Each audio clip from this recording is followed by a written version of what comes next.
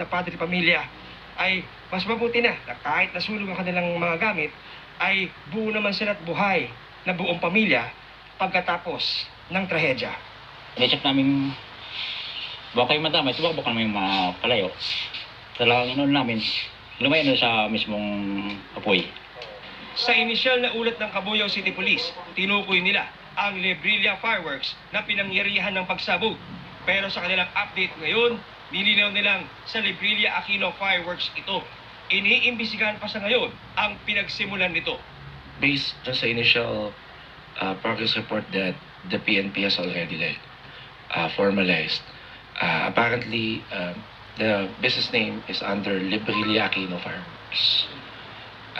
And we have been in contact with them. Sabi nga ni Mayor, walang hindi malalaman. Kung may mananagot, kailangan managot. Ayon